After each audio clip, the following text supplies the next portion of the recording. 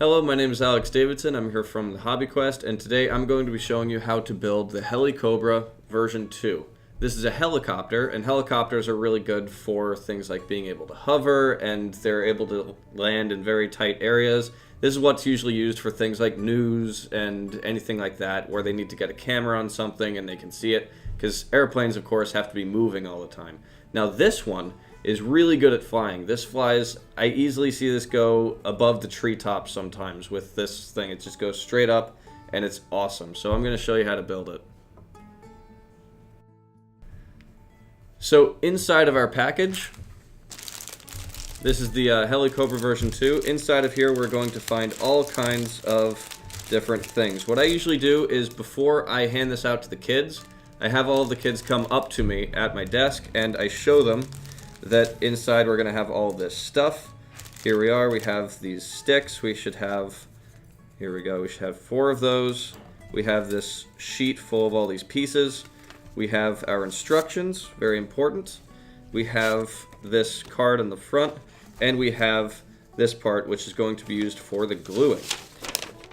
Not only that, but we have this bag full of little things. Now, I would recommend to not open this. I always tell the kids that when they get their stuff, do not open this bag. There's lots of little things inside of it that could get lost, so we don't want that to happen. So we're going to keep that together in one concise area. And with all of this out, what I show the kids is that we're going to keep all of this stuff. Every single kid keeps their own set of materials. The one thing that we're going to throw out is the large bag.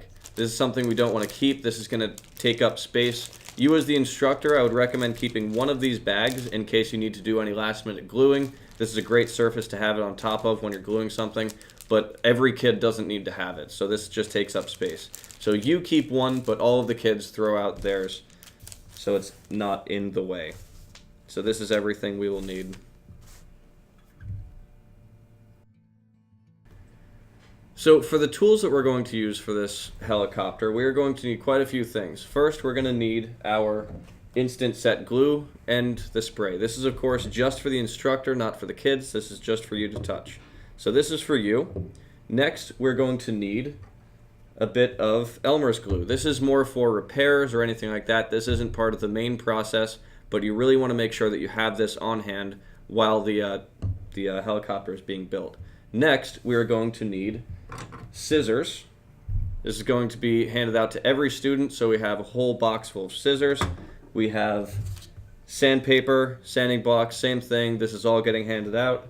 We have pencils and glue sticks. So this is everything that we have. All of these things are being handed out to the kids.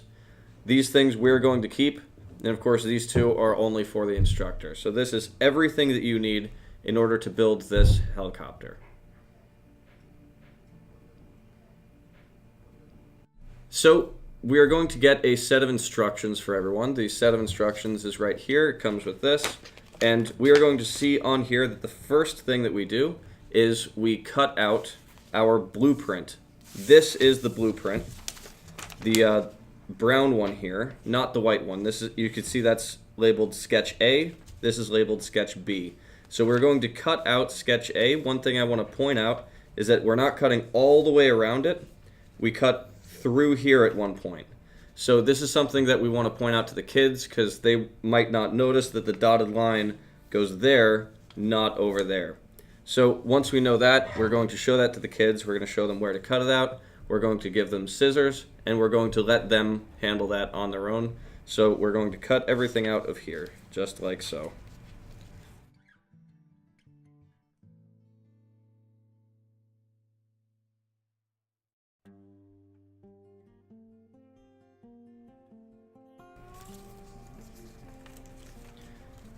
So now that that's cut out, we have our, I had a piece of scrap paper here, but this is going to be needed for later, so we don't throw this out. So this is going to be put off to the side. And now we have this piece. This is not only the instruction on how to build it, but it's also, it's not just the blueprint, but it's also the thing that we're going to be building our helicopter on. It's like kind of a 2-in-1. So what we're going to do is we're going to take our card here. This is something that we want to keep with us because we're going to be building on top of this card. This is really great to have because it makes it so that the glue sticks and anything like that doesn't get onto the table or anything like that. So we're going to grab our glue right here, and the next thing we're going to grab is our set of wood. You can see this one sometimes pops out, but for the most part this all stays in place. Something very important to note to the kids: don't take all the things out of here. This is all here for a reason. You know, if we start taking everything out, we could get things lost. It could go all over the place. We want to keep these in a nice, orderly fashion. So I tell the kids, try to keep everything in this piece of wood so it doesn't go anywhere. So we pull this out first. This is our first piece. No, wait. Oh, we pull this out first. So we pull out the tail. You can see this is marked as number 1 on our blueprint. So every single piece has a number on it, and this we're going to go in order. So we're going to start out with number 1. So we're going to lay that right on top. You're going to see how that fits nicely in place. So what I do is I have all of the kids come up. At this point, they have only been handed the scissors. They haven't been handed anything else, so they couldn't have started on this quite yet. And there's a reason for that. So I have all the kids come up to me, and I show them that I have, you know, the tail. It's marked number 1. I'm going to put it in place, make sure it all matches up, and then I'm going to take my glue stick. And of course, I always point out, every single glue stick has a cap on it. What does that mean when it comes back to me? And hopefully someone says, oh, it should have a cap on it. And that's really important because a lot of times if you don't point that out, kids don't even think about it and they'll give it back to you without a cap on it. And that's not good. So here we are. So what we're going to do is we're going to very carefully glue this right here. You can see that I'm getting some glue onto the card that is on the bottom, and it's much better to get it on our card than it is to get it on the table. That makes a mess. So we want to make sure that we do this just right on top of the card so it doesn't do anything like that. It's nice and clean.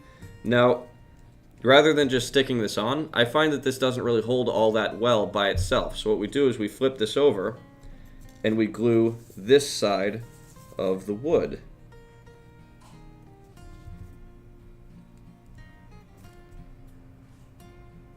There we are. So with that side of the wood glued, we're going to very carefully line this up and put that right in place on our piece of paper. There we are. Okay, so that's good to go. That'll slowly dry. As that's doing that, we can move on to the next piece. As you can see, marked number 2 is the main body of the helicopter. So we're going to take our cockpit. We're going to line that up. We're going to see that that fits right in place there. So again, on top of the card, we're going to take our glue and just go ahead and glue it onto the paper just like this. There we are. Once again, we're going to glue onto this as well. Of course, we're not going to glue onto the entire side. You can see this only fits onto a certain part. So we're going to just glue on about where we think it should go, which I'm seeing is right about here.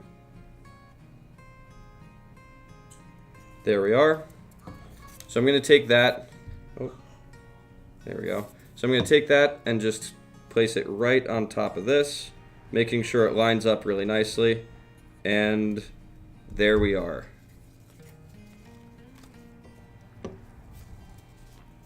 So there are the first 2 parts. So once I've shown that to the kids, now is when I hand out the glue sticks. I let them go back to their seats, and they can continue on that, and they can build that together. So once they've finished this part and everyone's caught up, now it's time to move on to the sticks. So this is where I bring them back up, and I have them all sit around, and I show them, look. Now we're on to step 3. This is the 3rd stick involved with this, the 3rd piece, I should say. And we're going to take our stick. We should have 4 of these. They're all perfectly identical. I'm going to put one in place, and ooh, that's a problem. That's too long. The stick is way too long. It doesn't fit into the spot. Well, we have a solution for that. With this comes our sandpaper and sanding blocks, along with our pencil. So with these 3 things, we can make this stick the exact size we need it to be, and it'll fit nicely into place. So the way that we do that, we put it into place on one side. We look at where it should go. I'm going to take my pencil, and of course I'm showing this to all of the kids. They're all sitting around. And I'm going to mark this right there. So that's where it needs to be broken. Now, something that I tell them is very important is that if we break a stick too long, then we can make it shorter. But if we accidentally break a stick too short, we can't make it longer. So we don't try to break it exactly on the line. That's not going to be a very good idea, because if we accidentally make it a little bit too short, this stick won't fit in place anymore. So what I do is I very, very carefully try to break that right there. One thing that a lot of kids find easier is if you hold it over the edge of the table and just break it like that. Again, you want to make sure that it's a little bit too long, because now we can sand it down and make it shorter. So, with it like that, I can see that my line is right there. It's a little bit below where I have it right now. So what I'm going to do is I take my sanding block and my sandpaper. These are what we're going to use to make it the exact size that we need it to be. So it's going to wrap around like this. We're going to hold it just like this. And with it like that, we're going to hold this over the edge of the table. What I always show the kids is that if you have it like this, with a giant amount there, and you do that, that's going to break it. It's just going to snap. What we want to do is we're going to hold it as close to the edge as possible. That way it's not as likely to snap. We're going to go very, very slowly and very carefully. We're going to sand this until it touches our line. There we go. That was like exactly on the line right there. I just watched it every single time. And now it should fit nicely into place right here. Here we are. So I actually find it still just a little bit too long. So I'm going to take this back over. I'm going to just give it a little bit extra. Notice how I'm going very slowly. It's okay to go back and forth, back and forth. What we don't want to do is make it too short. So it's okay to just take it just a little bit shorter every single time, just to make sure it's exactly right. Here we go. One more time. Should do it.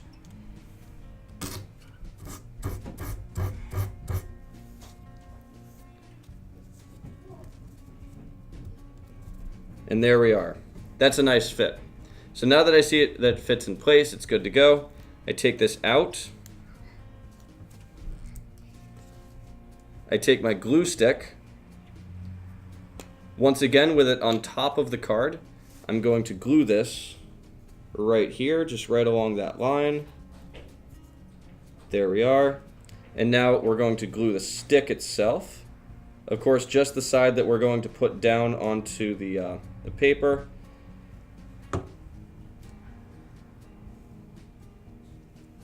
And there we go. Perfect. And then at this point, I usually show the kids, this is how you do it. That's how you get to that step. And I'll just quickly run through this one. This one, I quickly just do it. They don't need to hear the whole thing again, but I don't send them back to their seats quite yet. So I just show them that I'm going to do the whole process again here. Sometimes it fits. This time it doesn't. It's like really, really close. So I'm going to sand this down a little bit. There we are. Okay, great. So that fits into place. I'm going to glue that.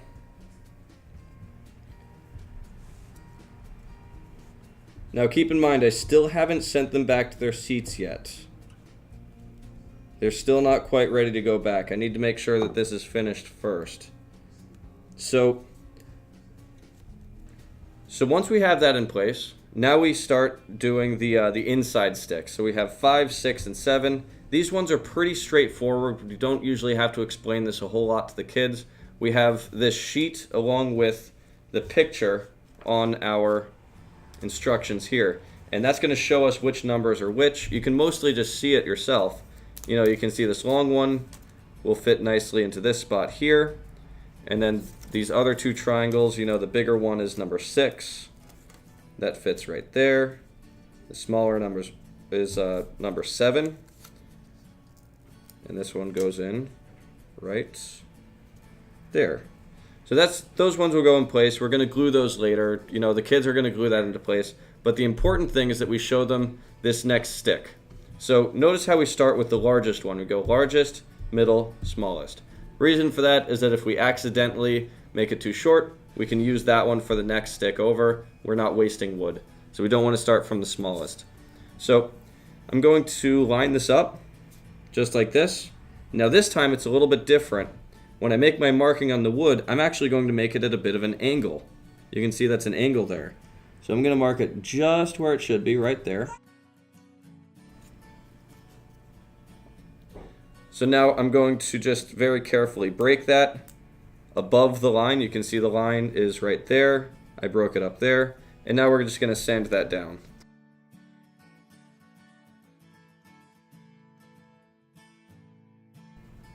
So I show them that it goes in just like this. It fits nicely into place. I'm going to take my glue stick, glue that in just like the rest. Here we are. And now that is good to go. So now they should understand how the gluing is done. They should understand how the sticks go together. I don't need to show them number 9 or 10. I'm going to do that on my own. At this point, I'm going to send them back to their seats with their own sets of sanding blocks and sandpaper. They're going to start working on all of this. So once they go back to their seats, they can continue working on that on their own. And as they're doing that, you're working on just finishing up your own plane. You're going to finish that, glue these into place. And then, since you're almost done with this whole part, that gives you the opportunity to go around the entire class and help people as they're working on it. Some kids might not get it at first. Some kids will get it really quick. And of course, as the instructor, you're going to juggle them around and say, you are working really well with it. You're almost finished. Once you finish, can you go help this person over here that may be having some trouble? And you're just going to make it so that the whole class kind of works together as a group in order to finish everything. Something that's really, really important is I never let kids go ahead. Going ahead is never ever allowed. You're not allowed to look at the instructions and try to go ahead. We work together as a group. The entire class goes together. Nobody finishes before anybody else. So if they are really excited about going to the next step, the best way to get to the next step quicker is to help everyone else get to the place where they are. So that's what I always tell the kids, and I really, really push that in my classes of just do not try to go ahead and finish your plane any faster than anyone else. You're not going out to fly any faster. Everyone's going to go out at the same time. So now that everyone's done that, we're going to just complete the plane.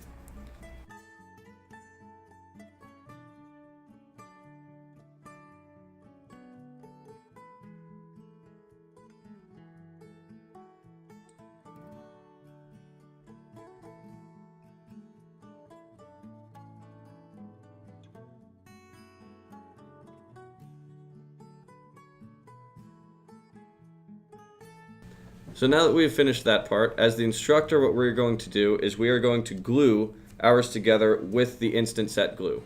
Now this is something that the kids will have just started on theirs. They're still working on the sticks. You can help them along with it. But just before we go along and start, walking around to the class and seeing how everyone's doing, what we're going to do is grab the Insta-Set glue, and we're going to just put a little dot everywhere where it needs a little bit of enforcement. Remember, the glue is very strong. You do not need to put a whole line of glue anywhere. You just want to put a little dot everywhere that needs to be in order to hold everything nicely in place. So there we go, once we have that. And again, this is actually done on top of the card as well. We want to keep it right there. We don't want this to be on the table because the glue could potentially go over and touch it, and we don't want that to happen. So once we've glued that, we take our spray. Let's give it a little bit like that. And there we are. So now we can get up and start helping everyone else.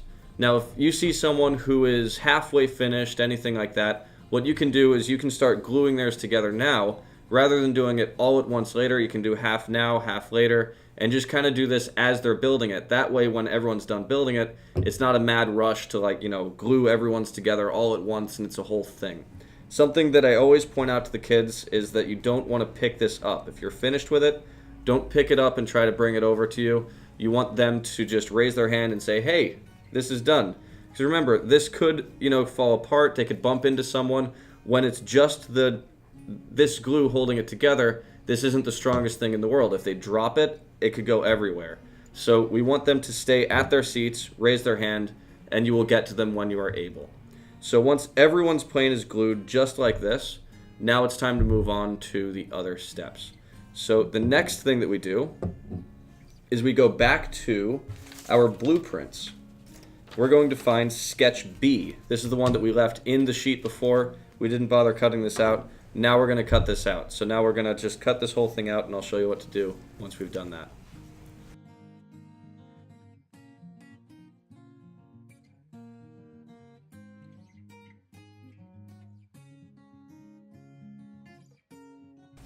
So now that we've cut everything out, just like this, you're going to notice that we've accumulated quite a lot of garbage along our whole thing. There's a lot of pieces that we're not going to use now. At this point, I always tell the kids, grab all of the things that you don't need, and we're going to throw them away. So before they do that, let's point out what they need and what they don't need. Firstly, they do not need the wooden frame. This is unnecessary. All of this paper, this can all go. This is not necessary for the rest of the plane. Any extra pieces of wood like this can go.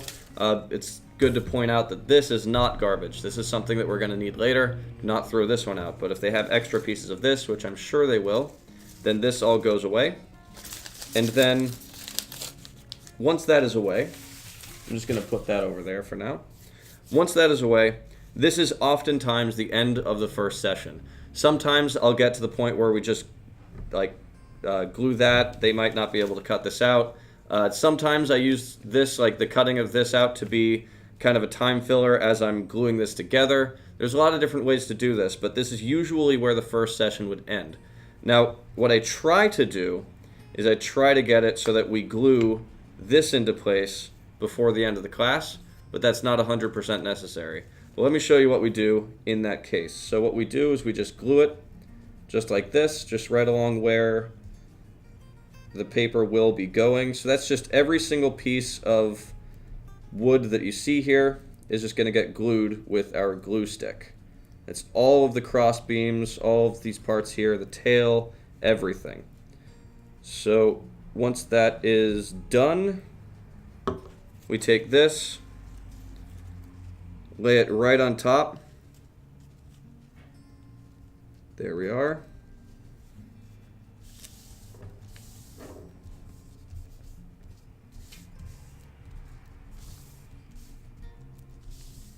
And that looks pretty good. So now that we have it like this is going to be the end of the first session. So what we do is we take our pencils. What I would do is I would tell the kids to write their name on this card, not on the plane, because this is pretty delicate. The kids, they might push too hard and break something. Instead, what we do is we put it onto the card itself. So I'm going to just write Alex. There we are. So with it on the card, we're going to take this, put it right on top, the wooden stick in the middle.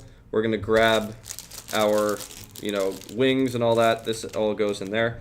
The instructions do not have to be saved. We're actually done with this after the first day. The only reason why we really keep this out is so that they can see the numbers listed here. This is all done, so we don't need anything to do, anything with that. So with all of this together just like this, we take our big bag from before and we put everything into this.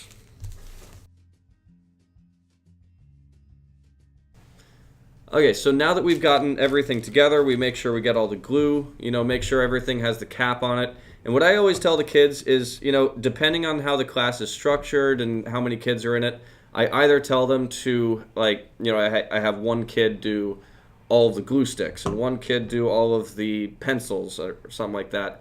Or if it's a larger class and it's that'll take too much time, then what I'll do is I'll say, hey, everyone, this is the pile for the glue sticks. This is the pile for the pencils. This is the pile for the sandpaper, the sanding blocks, and the scissors. And I put them all out on the desk, and I say, look, everyone needs to bring their thing put it into the respective pile, and then go back to your seat and make sure that there's no garbage. You know, I have these little pieces of wood here, and just, you know, things accumulate. You want to make sure that you leave the classroom cleaner than when you came in. So once everything is cleaned up, you've collected all of these up, which is one of the piles. That's one of the piles that they put everything into. This is good to go, and you are ready for the next session. So now that we're moving on to day 2, we're going to come back to the classroom. We're going to have all of our packaging, and this is what we're going to hand out to the kids. We're going to look at the names that are on each of the pieces of paper, and we're going to hand it out to each one of them. So once all of that is handed out, all these parts, I tell them we're still not going to open this bag. This still remains closed. We are going to be using this stick. Now this stick is going to be the main shaft going up and down on the helicopter. So what we're going to do is we're going to find this hole in it. There's a little slit right there. So that's where the helicopter is going to go into, and you can actually see the dotted lines on either side. So that's where it has to go up to. So I show the kids that we're going to just very, very carefully push that into place.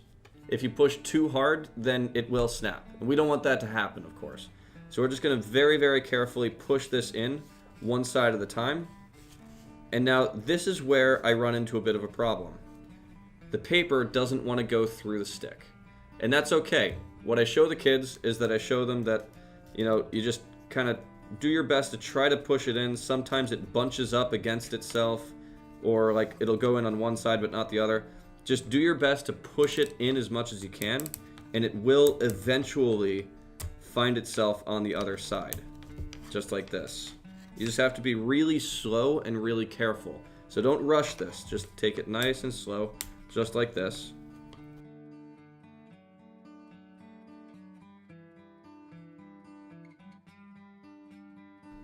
And we're going to get that right to the line right there. So you can see that this bent back a bit. That's okay. We're going to end up fixing that. You know, you can go around with a glue stick later on if you want, and you know, do a little repair with that. That's fine. So it's not the end of the world. Sometimes you'll have a kid where it pulled all the way back. That's okay. It's not a huge deal. You can just try to pull it back out and put it back into place. This doesn't actually affect the way that it flies. It just it affects the way that it looks, but it flies the exact same. So if a kid is like, oh no, this is terrible, just tell them, look, it's okay. It's going to fly just as well as all the others. It's perfectly fine. So once we've gotten to that step, now it's time to move on to the propellers. Now this is the part that we've been saving from the very beginning. Now is the time to open this package. So we're going to open this up, and inside we're going to find 5 pieces. There's these 2 yellow pieces. These are the hooks. There's one that has a little spinny thing on it, and one that's just the hook. We're going to find the rubber band and the 2 propeller blades. Of course, this is going to make some garbage. Just tell the kids to put this off to the side and try not to let it get all around. So with this, you'll notice that there is a hole with a notch and then a little nub on the blade. And what I have everyone do is I have everyone sit down, don't have anything in their hands, all the talking stops, and I tell everyone that they have to be perfectly silent. The entire class is perfectly silent as they listen for the click. So I asked everyone, just make sure you're quiet, and everyone listens. Here we go. Ready? There we go. That's the click. So that click means that it locked firmly in place. If it doesn't lock in place, then what's going to happen is this thing's going to go flying off as we're doing it, and that's not good. So we want to do that with both of these. Both of them are going to click into place. There we are. That one clicked. Usually the second one isn't as loud, so you make sure that the class hears the first one. So once we've done that, we stick this right onto the top, just like that. We see our hook there. We want to make sure that this hook ends up being on the same side. So we're going to stick this onto the bottom, and you can see the 2 hooks are on the same side here. A lot of the times kids don't quite understand that. They'll have it on the other sides, then the rubber band would have to wrap around it, and that's not a very good way of doing it. So we want to make sure they're on the same side. Next, we get to the rubber bands. Now when we untie these, we're going to find that it's just a straight rubber band with the two ends like this. So what we have to do is we have to tie it together. Now I find that usually I have to tie this for all of the kids, even if the kid says, oh, I know how to make a knot, I know how to do it. That's really awesome that they want to do it themselves, but I find that they almost always have too much of a trailing end on it, or they don't tie it quite tight enough. And it's really cool that they want to do it, but I always suggest, I think it might be better if I did it. So what you do is you just tie a little knot, just like that. You want to grab it right by the ends and pull it nice and tight. We want that knot to be very, very tiny. And we want those two trailing ends to be about this size. We don't want it to be too small because then it's too hard to manipulate. We don't want it to be a giant thing because that's just rubber bands that we're wasting. So once all of the kids have it tied, now it's time to put the rubber band in place. For this part, I actually have the kids come up to me. I don't have them sit at their desks. This is a pretty complicated part for them if they're seeing it for the first time. So what I do is I have them all come up so they're all around me, and I show them, look, I'm going to take this rubber band, I'm going to hook it into the bottom hook just like this. Notice how the knot is at the bottom of the helicopter. I don't want this to be, somewhere in the middle up here or something like that, because then when it's winding, this is going to get all caught up in it, and that's not going to be very good. So I make sure that that knot is at the very back. I take these two strands and I treat it as if it's just one. Like I just hold it together as one. I bring this up. Notice how I'm not pulling it. Like I'll see kids take this and just like pull it really tight. That's not what we want to do. We want to keep it relatively loose, just a little bit of tension. We're going to put it into the hook, just like that. Just taking it around into the hook. Now we're going to take this whole thing, it's going to go down, and it's going to hook into the bottom like that. So we're just going around in a loop. Now we should come back up one final time, and it hooks into the top. Now this is ready to fly, and it's good to go. But I always tell the kids, don't start spinning it yet. Don't try to fly it yet. We're inside, it's dangerous. I want to make sure that nobody tries flying this or even spinning it until I've given them the proper instruction on it. But this is the end of the plane. Now, one thing I want to point out is that if they have time, if there's something with some students are going a bit slower and some kids are going really fast, something you can do in order to give the kids something to do if they're just kind of waiting as you're helping out a student is you can hand out your markers. And the markers are really great because this is just a blank piece of paper. You can do all kinds of stuff with this. You can make it look really awesome. So you can color this, make it look like anything you want. And that's something that will give the kids who are really fast with it something to do while all the kids who are, maybe something broke or something like that, gives you time to fix it while you are occupying everyone else. So this should be the end of the build process. And there we are.